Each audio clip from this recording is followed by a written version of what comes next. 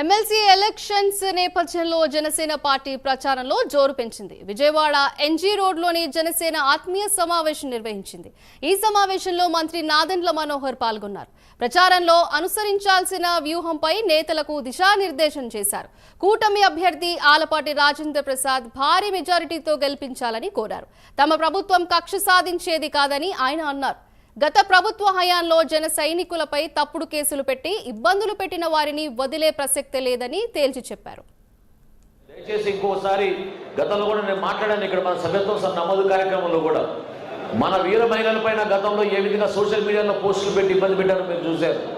అదేవిధంగా మన పార్టీలో ఉన్న నాయకుల్ని ఎంతో మందిని ఇబ్బంది పెట్టి కేసులు పెట్టి పోలీస్ స్టేషన్లోనూ జైలుకి కూడా పంపించిన సందర్భాలు మీరెవరు కూడా మర్చిపోబాకండి. అవకాశం మనకి దొరికింది. ప్రభుత్వంలో మనం ఉన్నాం.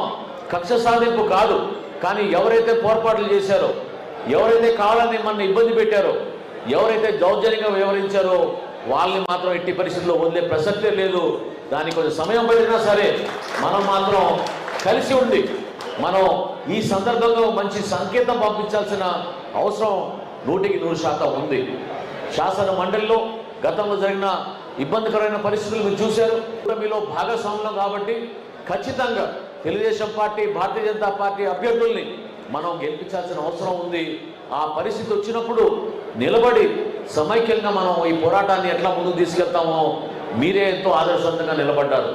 ఈ రోజున ఆంధ్రప్రదేశ్లో ఉన్న పరిస్థితులు మీరు గమనించుకొని దయచేసి శాసన మండలి ఎన్నికల్లో మన అభ్యర్థి ఆలపాటి రాజేంద్ర ప్రసాద్ గారి విజయం కోసం మీరందరూ కూడా గ్రామ స్థాయిలో, వార్డు స్థాయిలో, డివిజన్ స్థాయిలో ఖచ్చితంగా మీరు జాగ్రత్తగా పనిచేయాల్సిన అవసరం ఉంది.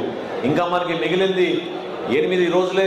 ఈ 8 రోజులు క్యాంపెయినింగ్లో భాగంగా దయచేసి మీరు ఎవరినైతే ఐడెంటిఫై చేశారో 30 మంది ఓటర్లకి ఒక కమిటీలాగా ఏర్పాటు చేసుకుని అక్కడ సమన్వయకర్తలను ఏర్పాటు చేసుకున్నారో